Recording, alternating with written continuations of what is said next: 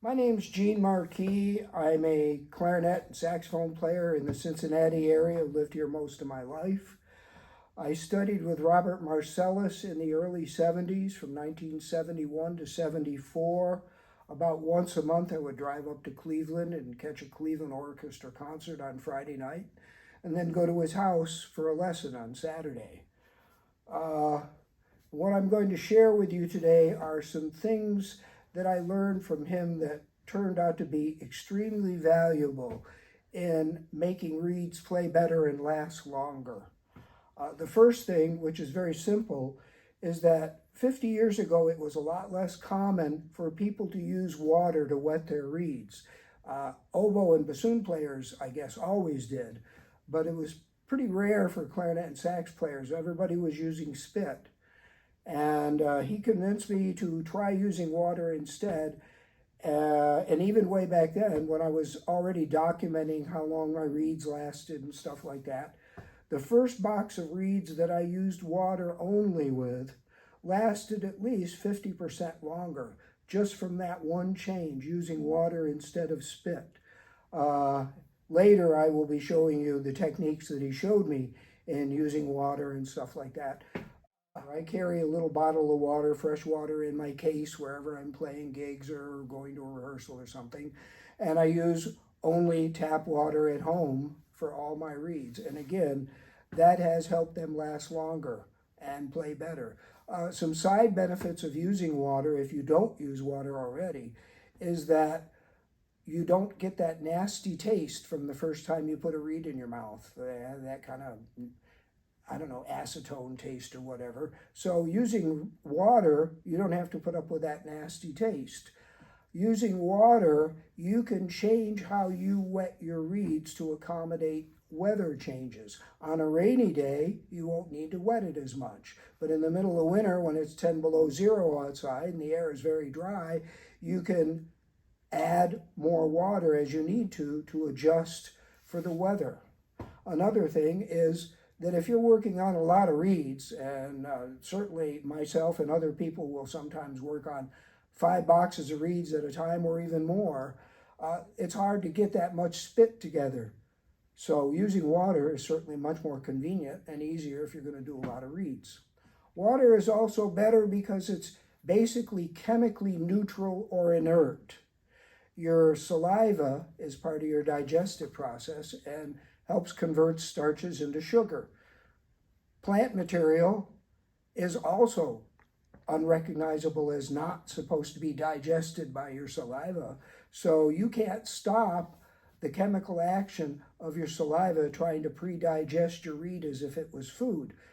On the other hand, water does nothing. In fact, if you use water, any spit that gets on the reed from you playing it will tend to wash out. You can't completely eliminate the saliva that gets on the reed, but you certainly can cut back by using water instead of spit.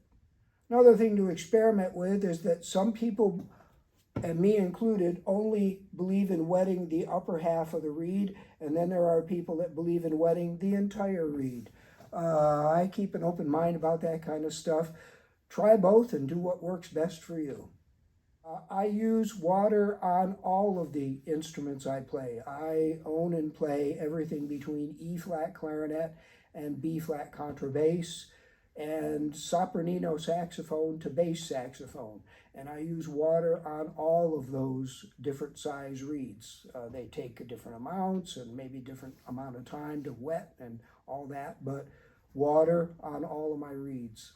As an example of all of these different instruments I play, you can go to YouTube and hear my videos of the Barber Adagio for strings, where I recorded 35 different clarinet parts, wrote the arrangement myself, and also my video where I played the Marriage of Figaro Overture and played all of the parts, A-flat piccolo to B-flat contrabass. All of the reeds you will hear me playing have been through this process of using water only and the break-in process that I'm going to explain. Okay, in one of my lessons with Robert Marcellus, I'm sure it was in the first year, 1971, 72, I must have gone in with a reed he didn't like. At that time, I was using traditional Van Dorens. In fact, that's all that Van Doren made at that time. The V12s and others hadn't come out yet. And for whatever reason, he didn't like the reed I was using, and he said, I would like you to try one of my reeds. Would that gross you out? And I said, no, not really. And so he went in his case and he picked out a reed and wet it in the water and waited a few minutes for the tip to flatten out and all that. Put it on my clarinet. Now, I got to put this in perspective. I had already finished a bachelor's degree at Capital University and a master's degree at CCM, studying with David Height and Carmine Campione. And I thought I knew a lot of stuff about reeds already. Well, I put this reed on that Robert Marcellus gave me, and I was astounded. It was immediately one of the best reeds I had ever played in my life. And then he said, that's one of my worst reeds, and it's 14 years old.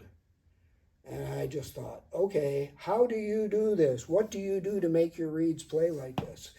So we went down in his basement, and he showed me his setup, and that's what I'm now going to show you. Exactly what he showed me and how he breaks in reeds and gets the results that he did with that beautiful sound he's famous for. Okay, for purposes today, I'm going to be using a brand new box of Van Doren V12s. A lot of people will work on a box of 10 reeds at a time. So what I have here is a glass of fresh water and 10 reeds laid out upside down. I take each reed, dunk it in the water briefly.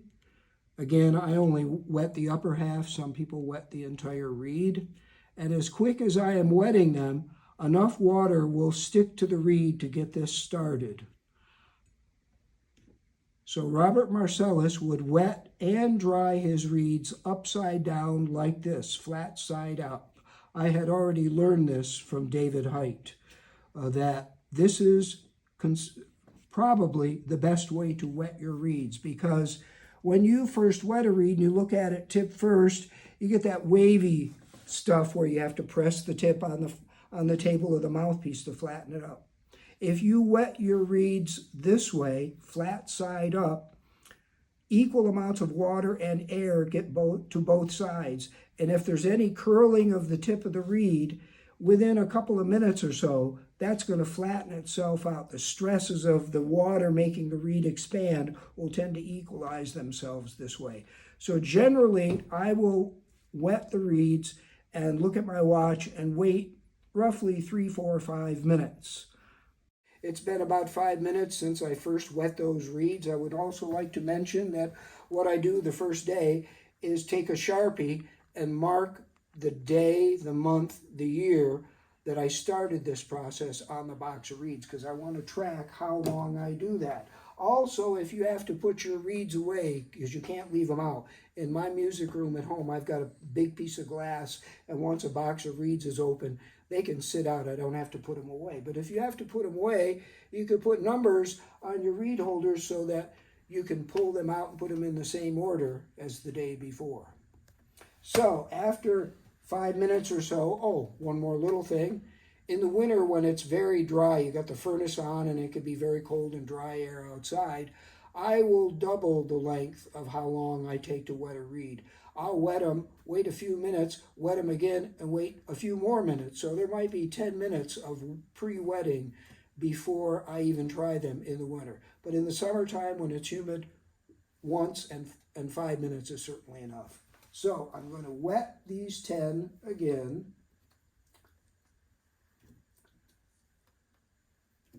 And I will take them one at a time and play them for maybe half a minute to a minute at most. On my favorite R13 clarinet with a Bonad ligature and an old David Height D facing mouthpiece from the years when he was still alive and doing the facings himself. So this is the first reed. All I'm going to do is toot a little bit, not too loud, low register mostly, and also test how soft it will play.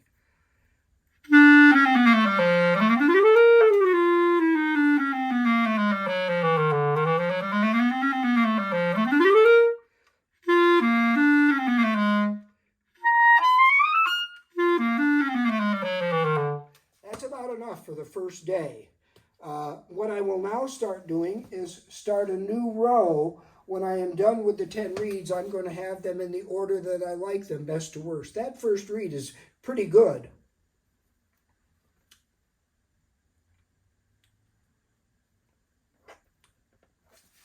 And now the second read.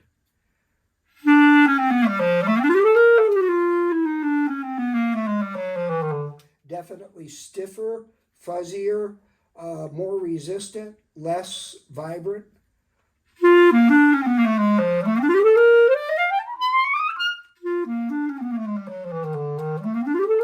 Definitely not as good.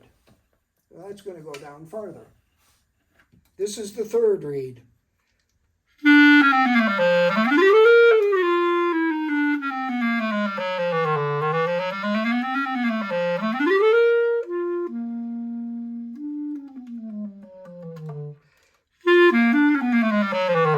Also a very good read. Not quite as good as the first one, but very good. Good sound, very flexible, very springy, and plays soft well too.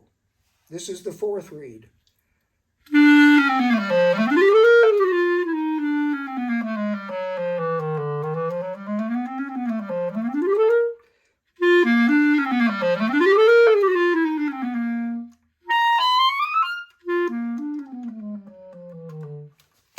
This is presently about number 3. Not as good as the first two, but still halfway decent.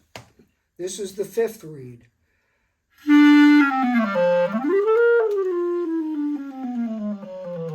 You can hear by far this is the fuzziest, airiest one, stiffest.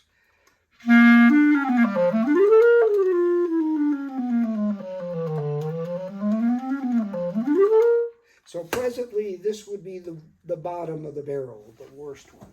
This is number 6.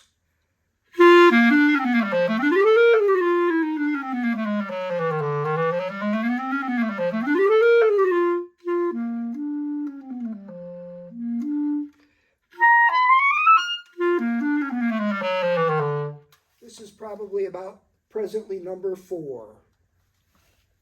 This is the 7th read.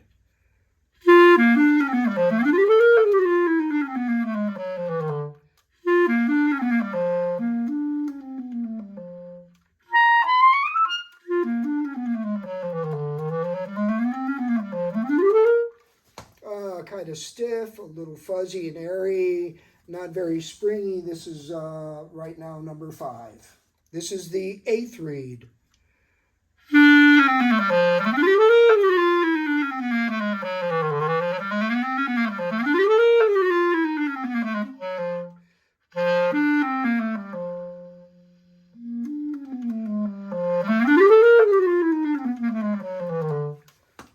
This is probably about the 4th best read now. This is number 9.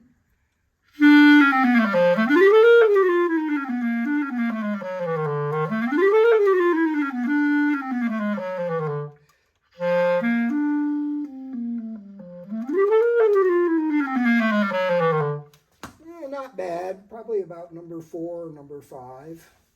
I don't get really concerned about having this order perfect, because when I'm done, I'm going to tell you some more stuff that makes it obvious why you do not have to have this order perfect the first time you do it.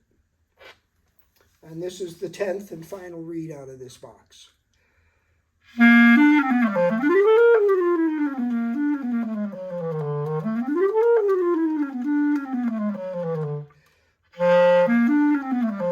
Not bad, but a little stiff and fuzzy, a little resistant. This is about maybe number 7 or so.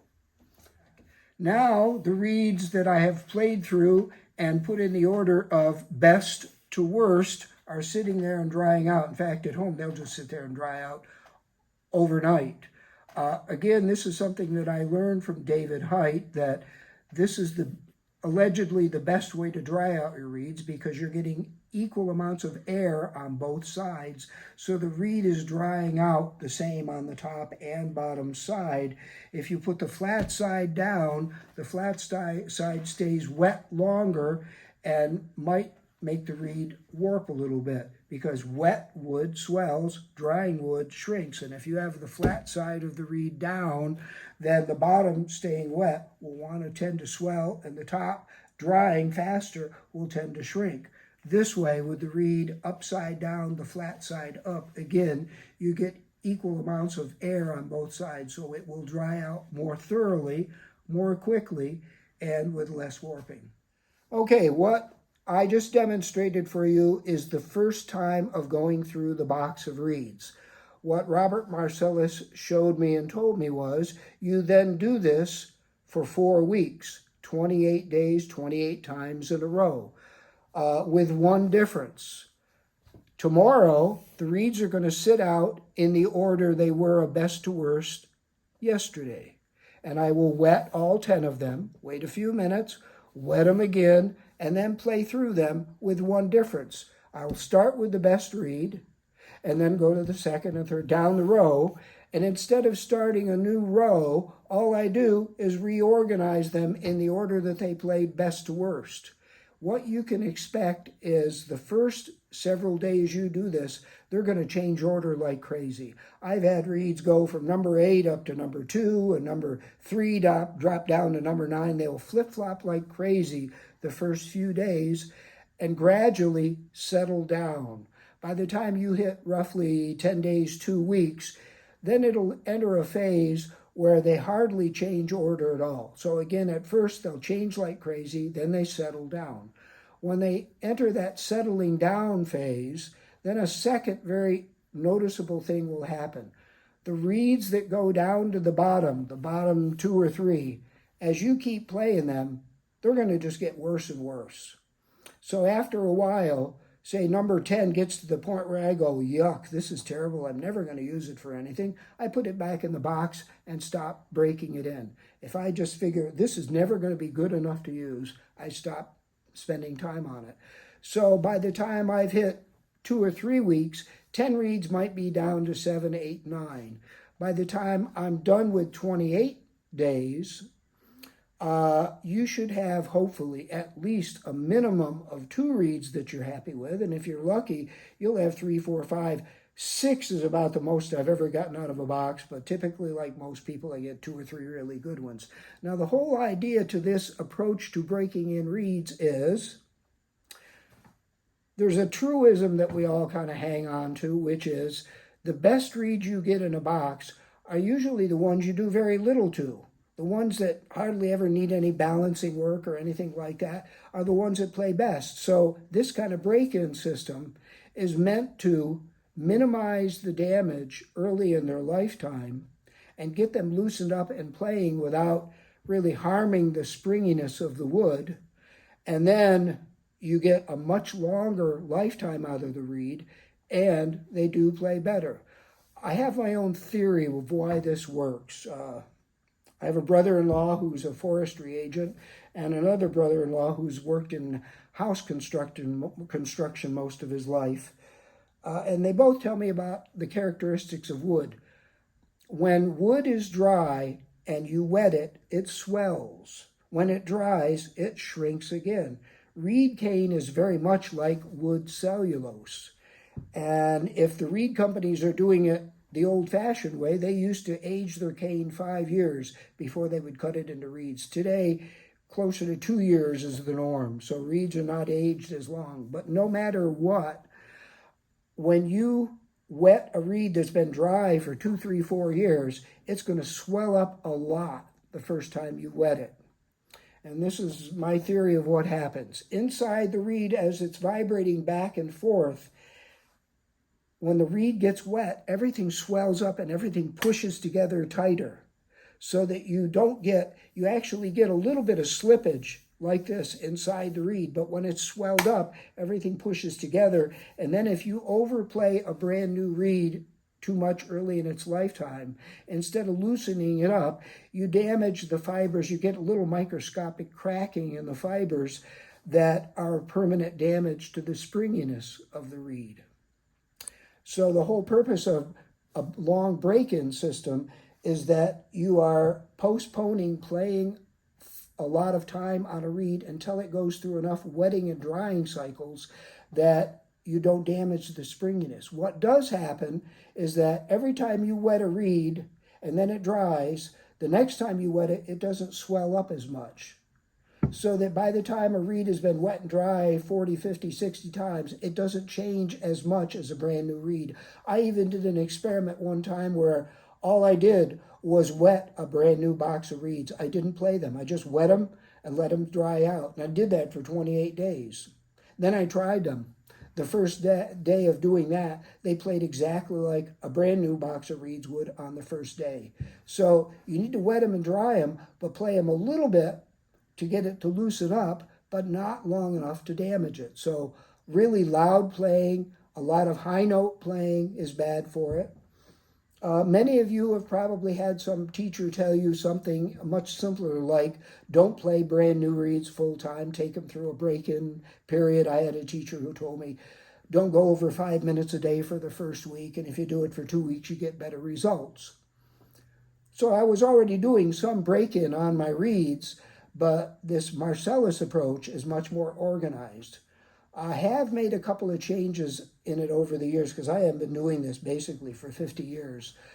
When the thicker reeds like V12s and the 56s and the Rico Reserves, when the thicker blank reeds came out, I found it was necessary to do a longer break-in.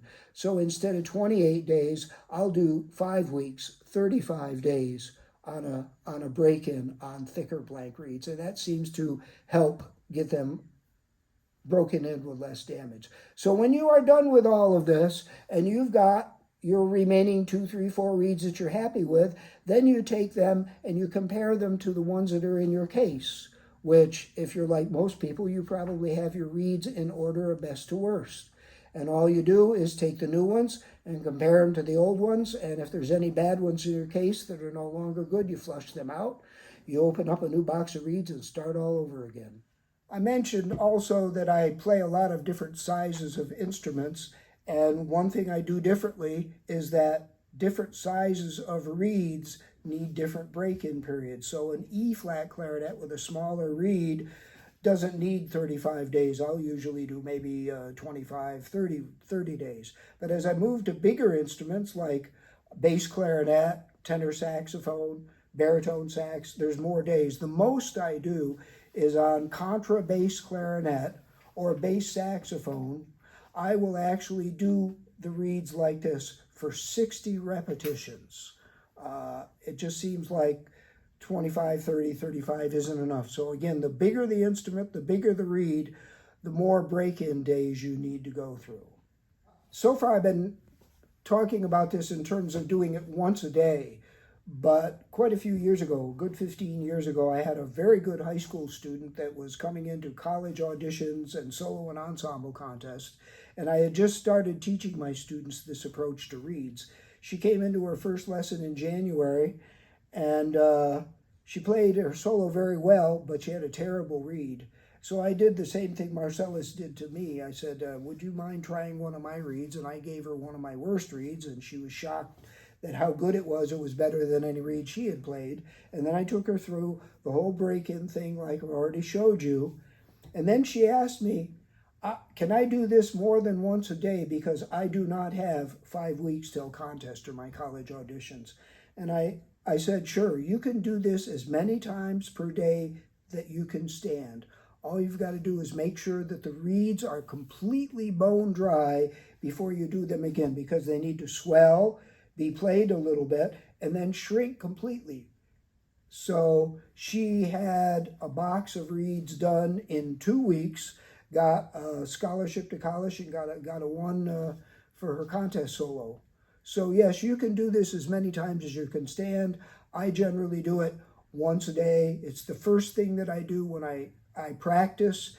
And one nice thing about that is, after the first day of going through reeds, if you make your reeds the first thing you play before anything else you practice, then the first notes you're going to play are going to be on a good reed.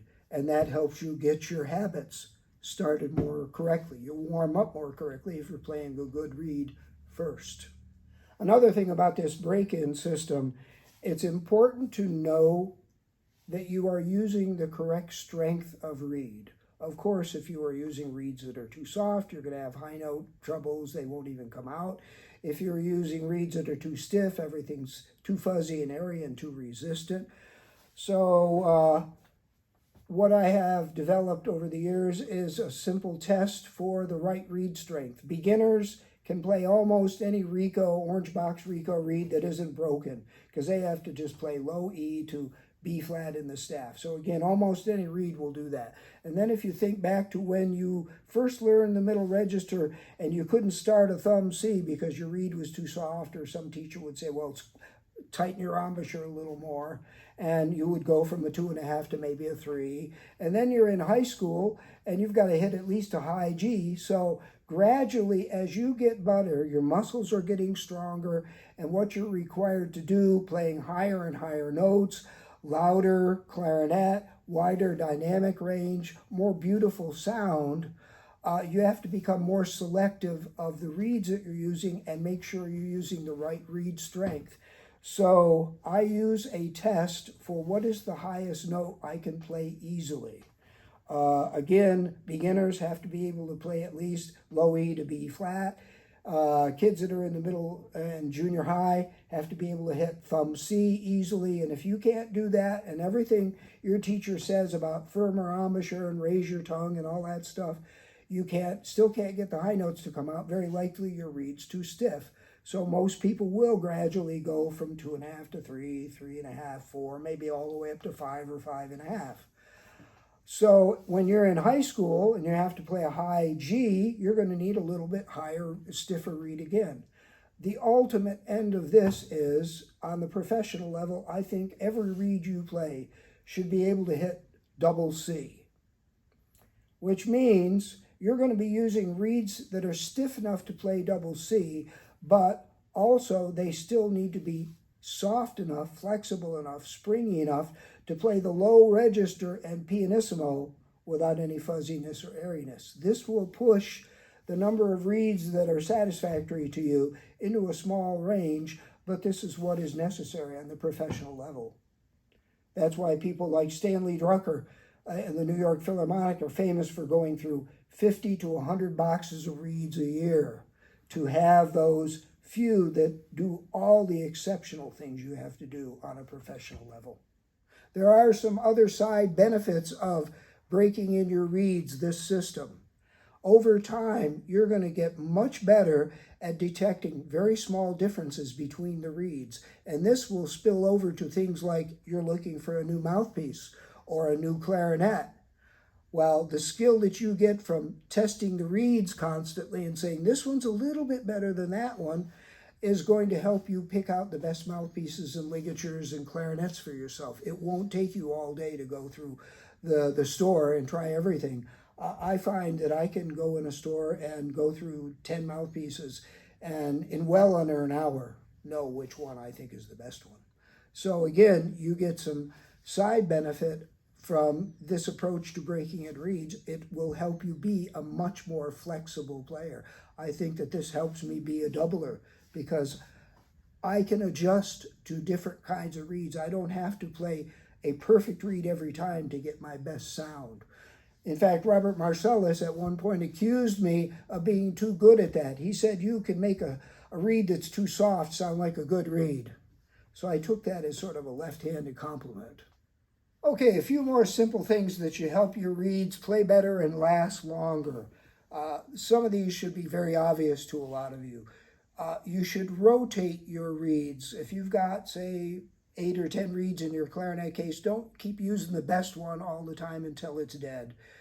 You will tend to be not as flexible in your ability. If you make yourself rotate through your reeds, your ability to be flexible is better. Plus, your reeds will last longer that way. If you pick up a reed and wet it, and it's still wet from the day before, it won't last as long. Reeds will last longer if they get to completely dry out before you use them again. So if you rotate your reeds, ideally, some reeds you would only play maybe once a week. To that end, it helps to gradually increase the number of reeds you have in your case. Of course, there's no such thing as having too many good reeds. Very few of us are that lucky. I carry 4 dozen clarinet reeds in my B-flat clarinet case. And in most of my other cases, bass clarinet, E-flat clarinet, all of my saxophone cases, I have no less than at least 2 dozen broken in prepared reeds ready to go in all of those cases. So if I get called to play a Broadway show and it runs for 2 months, I've already got reeds ready to do that. I don't have to go to the music store and hope I get lucky buying some good reeds. So again, rotate your reeds, they'll last longer. Gradually try to increase the number of reeds you carry around in your case.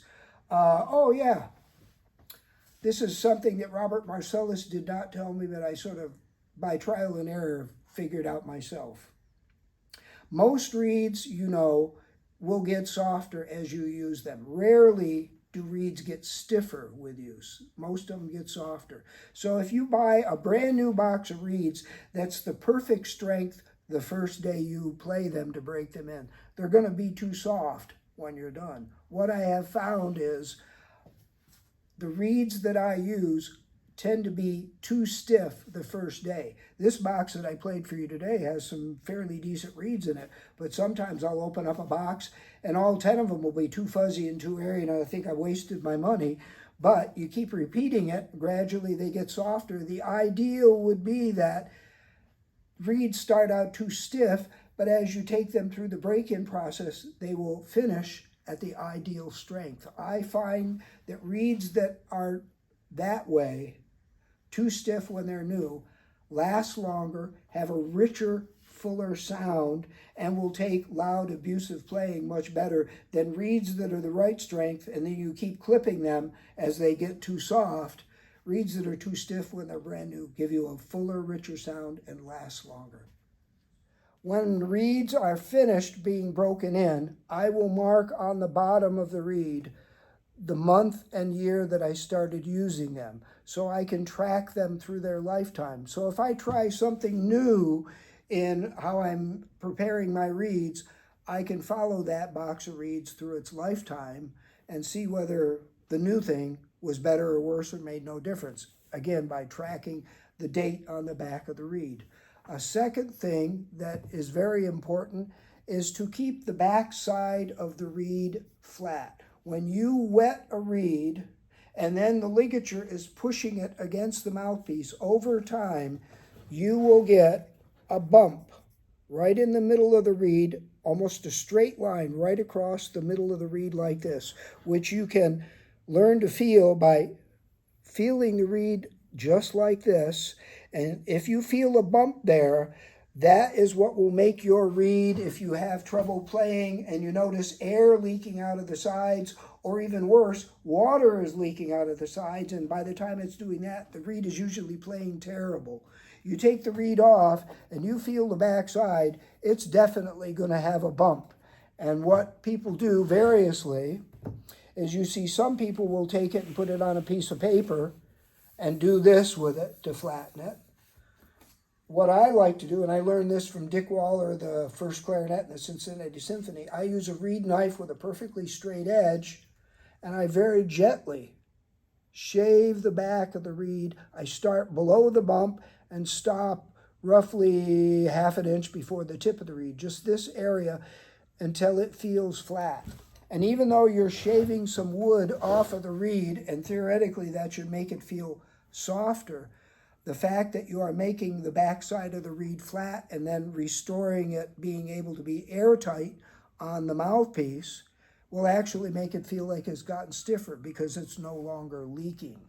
I deliberately do not try to make my reeds all exactly the same stiffness. On purpose, I will have some reeds in my case that are a little soft and some reeds that are a little hard, so that when the weather changes on a rainy day, the harder reeds will be the ones that I'll probably like, and on a dry, cold day, it'll be the softer ones. So again, if you make the mistake of trying to make your reeds all exactly the same stiffness, then some days they're all going to be great, but then on other days you're going to have them all bad and no good ones to pick from. So I think it really does help to, on purpose, allow them a little bit of room of being a little too stiff and a little too soft.